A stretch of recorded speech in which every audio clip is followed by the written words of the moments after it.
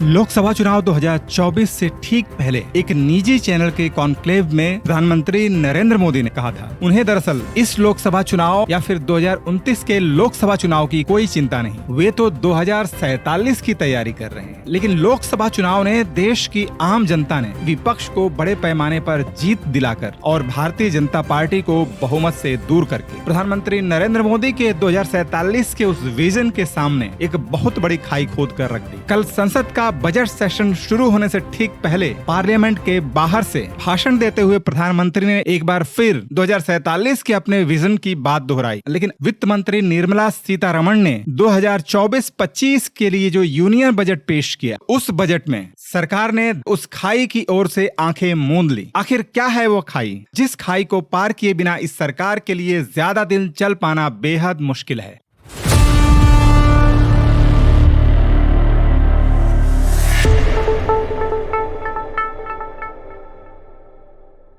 आगे बढ़ने से पहले एक रिक्वेस्ट, अपने चैनल पर आपके साथ मैं देश और दुनिया में होने वाले बदलाव के ट्रेंड को समझने की कोशिश करता हूं। ज्ञान विज्ञान के क्षेत्र में नई बातों को, नई घटनाओं को शेयर करने की कोशिश करता हूं। इसके लिए आपका मेरे साथ बने रहना बेहद जरूरी है। तो आगे बढ़ने से पहले नीचे बेल आइकन को दबाकर इस चैनल को सब्सक्राइब कीजिए। बात करते हैं संसद में पेश किए गए यूनियन बजट 2024-25 में दो महत्वपूर्ण मुद्दों को लेकर। वे मुद्दे जिन्हें इस देश की जनता ने लोकसभा चुनाव 2024 में विपक्ष को जीत दिलाकर सरकार के सामने रखा था। वे मुद्दे आखिर क्या थे? विपक्षी दलों के इकट्ठे समूह यानी इंडिया गठबंधन की तरफ से, उसके महत्वपूर्ण घटक कांग्रेस की तरफ से जिन न्याय के मुद्दों की बात की गई थी और जिसके आधार पर बड़े पैमाने पर जनता में विपक्षी गठबंधन को लोकप्रियता हासिल हुई थी, न्याय के उन मुद्दों में दो महत्वपूर्ण मुद्दे थे। वे मुद्दे थे युवाओं को रोजगार और गरीब मध्यवर्गीय जनता के जीवन में बढ़ती हुई महंगाई। ये दोनों ऐसे मुद्दे थे जिससे पूरे देश की शहरी आबादी से लेकर ग्रामीण जनता तक पीड़ित थी और आज भी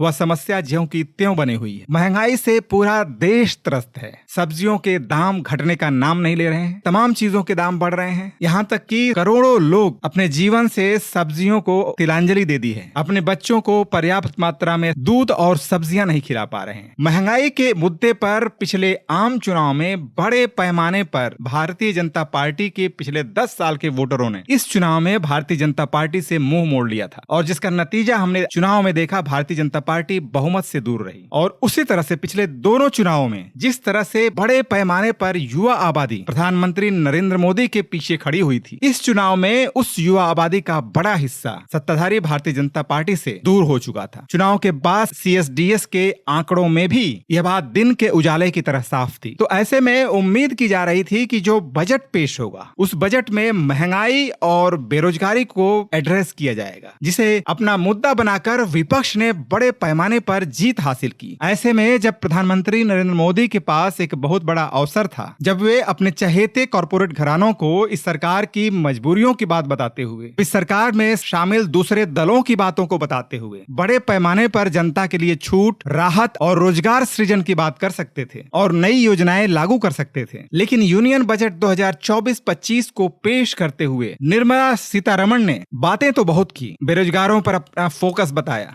किसानों पर फोकस बताया, लेकिन महंगाई और बेरोजगारी दोनों ही मुद्दों को हल करने के लिए ठोस योजना उसमें दिखाई नहीं पड़ी। उन्होंने रोजगार पाने वाले लोगों से जुड़ी हुई 3 स्कीमों का खुलासा किया और यह भी बताया कि अगले 5 सालों में 1 करोड़ नौजवानों को टॉप की 500 कंपनियों में इंटर्नशिप का मौका दिया जाएगा। निश्चित रूप से बजट का यह प्रावधान दरअसल कांग्रेस के मैनिफेस्टो के उस बिंदु को ही अपने अंदर शामिल किए हुए था जिसका राहुल गांधी ने घूम घूम कर प्रचार किया था। कांग्रेस के मैनिफेस्टो में जो वायदा था, हर ग्रेजुएट और डिप्लोमाधारी को 1 साल के लिए सालाना 1 लाख रुपए की पक्की नौकरी की गारंटी। आज जब वित्त मंत्री ने बजट सेशन में टॉप की 500 कंपनियों में प्रति वर्ष 20 लाख युवाओं और 5 साल में 1 करोड़ युवाओं को इंटर्नशिप की घोषणा की, तो दरअसल इसमें कांग्रेस के मैनिफेस्टो का वही वायदा था। लेकिन जहां कांग्रेस के मैनिफेस्टो में सालाना 1 लाख रुपए की बात कही गई थी, वित्त मंत्री सीतारमण ने मासिक 5,000 रुपए देने की बात कही। इस बजट में इसे छोड़कर यह बात जरूर कही गई कि मैन्युफैक्चरिंग को बढ़ावा दिया जाएगा, लेकिन मैन्युफैक्चरिंग इंडस्ट्री या बड़े पैमाने पर जो उद्योग रोजगार पैदा करते हैं उन उद्योगों को बढ़ावा देने के लिए कोई ठोस योजना इस बजट से गायब है। जहां तक महंगाई का सवाल है, महंगाई के मसले पर इस बजट में जितना जोर दिया जाना चाहिए था उसका पूरी तरह से अभाव देखा जा रहा है और सरकार ने स्पष्ट नहीं किया कि महंगाई दर को नीचे लाने के लिए, खाद्यान्नों के दाम घटाने के लिए आखिर वे कौन से ठोस उपाय करेगी। बजट में शिपिंग पर जोर दिया गया। हम जानते हैं कि आज की डेट में इस देश की शिपिंग इंडस्ट्री को यानी बंदरगाहों को, पोर्ट को सबसे ज्यादा कौन नियंत्रित करता है। सोलर इंडस्ट्री के लिए बड़े पैमाने पर छूट की बात की गई। ऐसे में पिछले लोकसभा चुनाव ने देश की करोड़ों जनता ने सरकार के सामने एक खाई खोदकर जो उसे दिखलाने की कोशिश की थी कि महंगाई और बेरोजगारी के मुद्दे को हल करना होगा, उस दिशा में सरकार की तरफ से कोई ठोस योजना इस बजट में नहीं देखी गई। यानी विजन तो 2047 का बताया जा रहा है, लेकिन 2024 की जमीनी हकीकत को देखने से इनकार किया जा रहा है कि 2024 की जमीनी हकीकत में बड़े पैमाने पर देश के युवाओं में बेरोजगारी और गरीब मध्यवर्गीय आम जनता के जीवन में बढ़ती हुई महंगाई की मार है। इस ओर से इस बजट में आंखें मूंद ली गई लगती हैं। तो आखिर यह सरकार 2024 की खाई को पार कैसे करेगी और क्या हम उम्मीद कर सकते हैं कि जिन दलों के सहारे यानी चंद्रबाबू नायडू